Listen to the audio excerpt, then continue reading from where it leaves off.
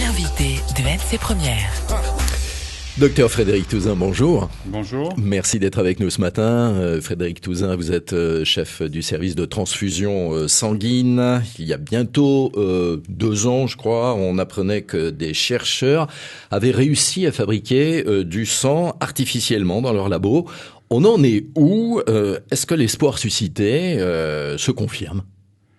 Alors, techniquement, il se confirme au sens où les chercheurs continuent à développer cette production, mais le passage au niveau industriel n'est absolument pas réalisé. Et donc, aujourd'hui, nous avons toujours besoin de donneurs de sang, et je pense pour quelques années encore. Oui, ça risque de prendre du temps.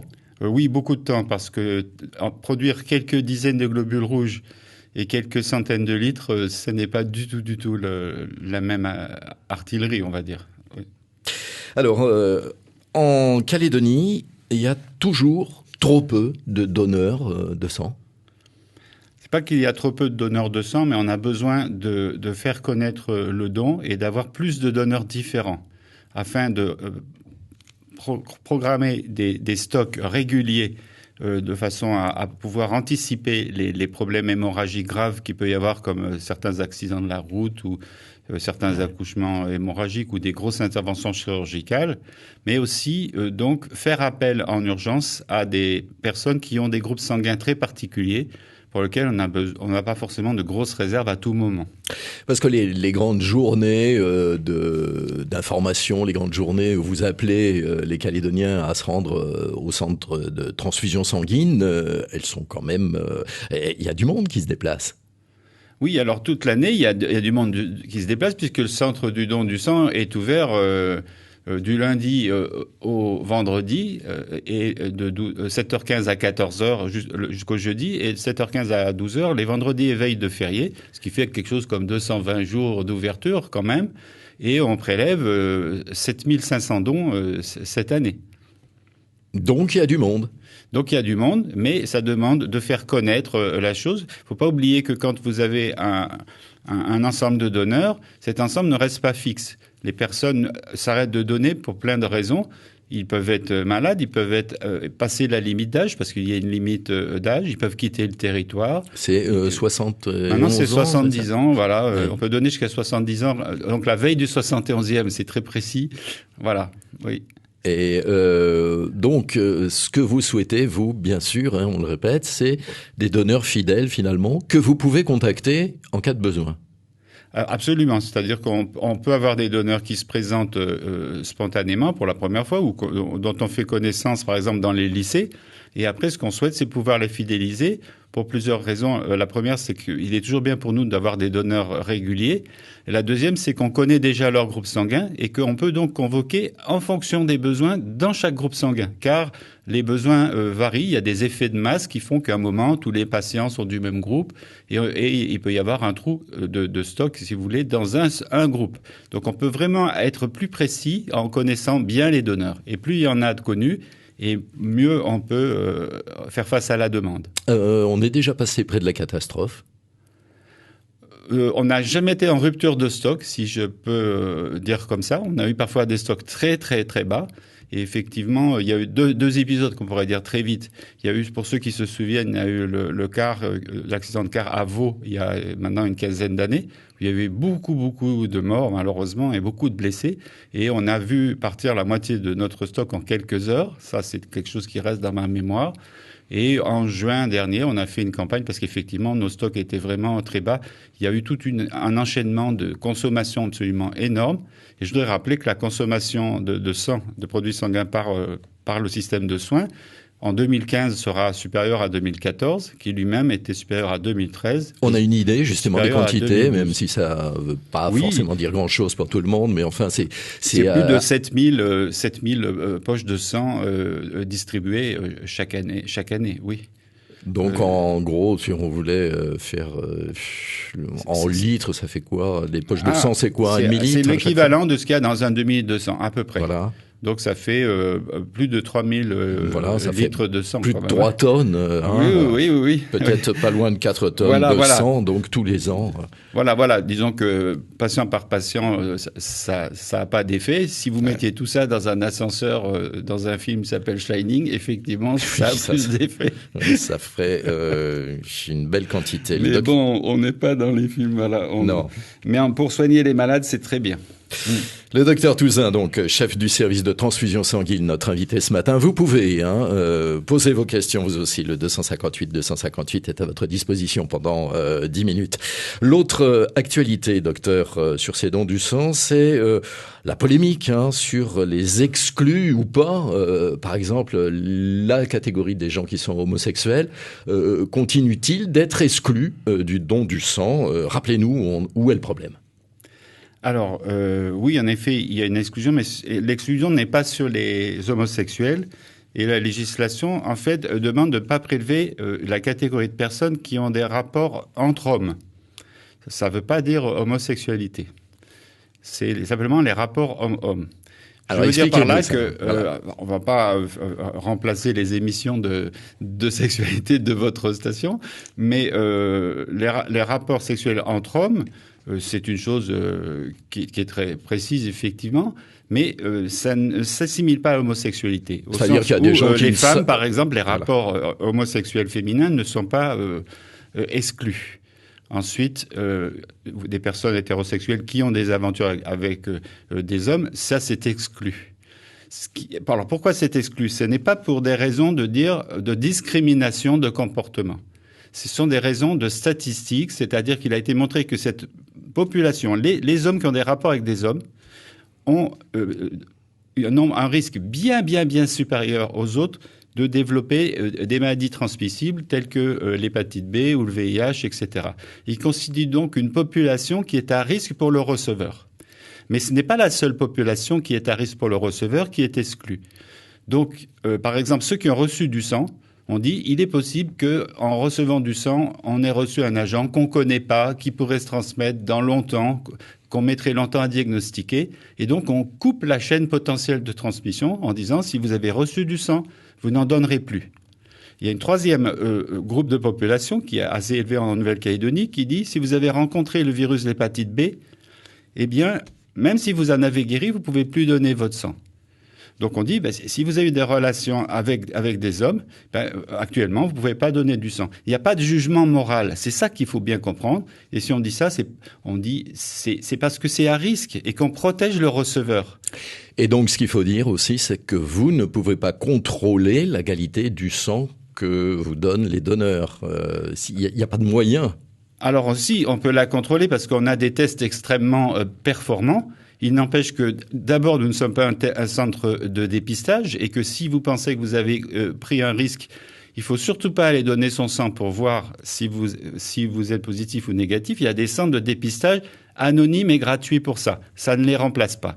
Par contre, si vous pensez que vous n'avez pas couru de risque particulier d'après notre questionnaire, eh bien, on prend votre sang avec plaisir, bien entendu. Autre sujet polémique, certains pays, y compris européens, ont réglé le problème de la pénurie de dons du sang en indemnisant les dons du sang. Vous en pensez quoi vous-même ? Alors personnellement, je suis assez défenseur du don bénévole. Parce que le problème, quand on le reprend à la racine, effectivement, il n'y avait pas cet aspect particulier dont vous parlez, mais il y avait des pays où on donnait le sang, des pays où on l'achetait. Et les pays où il n'y avait pas le bénévolat, ça pose d'énormes problèmes parce que les personnes qui viennent pour avoir à manger, bien sûr, mais donc comme on limite le nombre de dons, elles trichent et elles vont dans plusieurs centres, dans les grandes villes, par exemple, ça a été le cas au Brésil. Alors pour manger, pour se payer une dose de drogue, enfin tout ça génère des facteurs de risque pour les produits. Donc le bénévolat, et c'est la France qui a institué le bénévolat en premier, et c'est devenu un modèle pour le monde entier. C'est une des meilleures choses. Alors il y a effectivement certains modèles européens où le don de plasma est rémunéré parce que les gens se déplacent, passent 1 heure sur une machine. Et en contrepartie, les centres ont une exigence de précision dans le rendez-vous de façon à ce que les machines soient utilisées au mieux. c'est à voir. Et puis les plasmas sont traités après. Mais pour l'instant, la France se fournit en produits d'origine bénévole. Alors, ce qu'il faut dire, puisque vous en parlez, c'est que quand on donne son sang, le sang, finalement, il peut être donné à quelqu'un qui en aurait besoin comme ça dans son entier. Oui. Il peut être aussi fractionné. On peut ne donner qu'une partie de son sang, les plaquettes, vous en parlez, oui. ou etc. Redites-nous un petit peu. Alors, en fait, le principe de la transfusion, de façon, en considérant que le sang était quelque chose de précieux, ça vient quand même d'un être humain. Il faut quand même toujours bien se souvenir que c'est quelqu'un qui est donc bénévole, qui est anonyme et qui est volontaire, qui est venu donner ce sang, qui a fait ce geste. Et comme toute portion de l'être humain, ça n'a pas de valeur. Le sang lui-même. Ensuite, on utilise donc, pour essayer de perdre le moins possible, que la fraction du sang qui est nécessaire au patient. Donc on fabrique des concentrés de globules rouges, mais on fabrique aussi des concentrés de plaquettes, on fabrique du plasma. Et ces composants peuvent être ajoutés et réunis dans des grosses réanimations, bien entendu.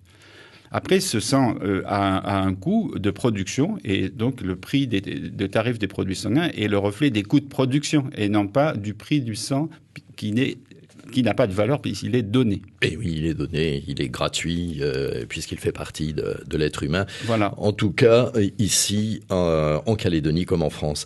Oui.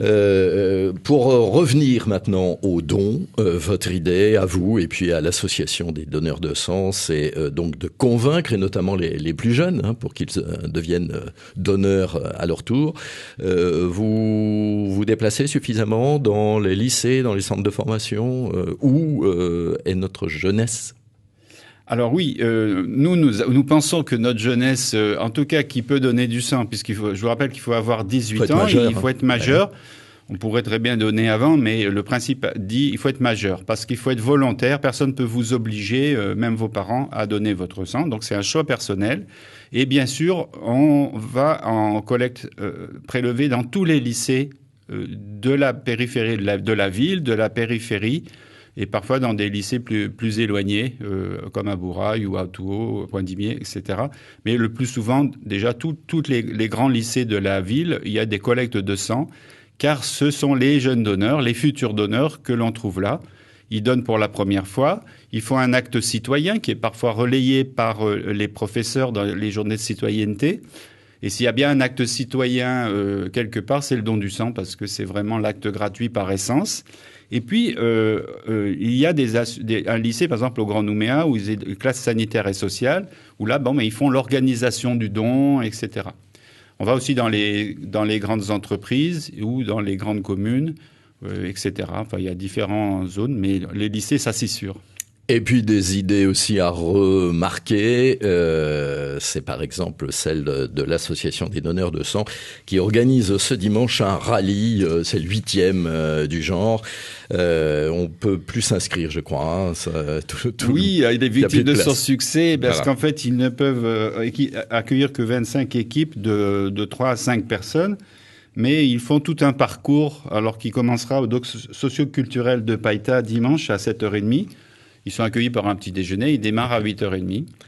Et il y a des épreuves, voilà, il faut des énigmes pour trouver des lieux, on leur fait faire des épreuves sportives et ils se retrouvent tous au lieu final, qui est secret. Bien sûr. Et il y a un repas, remise des prix, etc. C'est quelque chose de très sympathique et que les équipes adorent, et on a d'ailleurs des grands fidèles qui reviennent chaque année. Allez, on se quitte en rappelant où on peut passer si on veut donner son sang. Docteur Touzin, le centre de don du sang, c'est à Nouméa pour l'instant, avant d'être déménagé dans quelques temps au Médipôle. Pour l'instant et pour encore un petit moment, donc sur les tours Pacifique Arcade. Donc c'est au pied des tours, au centre commercial, donc en façade de la rue d'Austerlitz.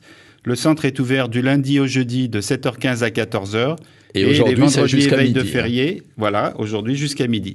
7h15, 12h. Peut-être un numéro de téléphone, le 25 66 61. Voilà, mais il y a aussi un numéro vert qui a l'avantage donc d'être gratuit, 055 100. 055 100 pour le centre des dons du sang. Si vous êtes concerné, n'hésitez pas. Et puis on rappelle que ça fatigue pas de donner son sang. Non, tout est prévu pour que vous restiez en aussi bonne santé que vous êtes arrivé. Et donc, on vous donne une petite collation à la fin aussi. Et puis, on prélève surtout une quantité qui est rapport à votre poids et qui est faite pour que vous puissiez bien la tolérer et la régénérer. Le docteur Frédéric Touzin, le chef du service du centre de transfusion, était notre invité de cette matinale. Je vous laisse avec Bruno Rouvière.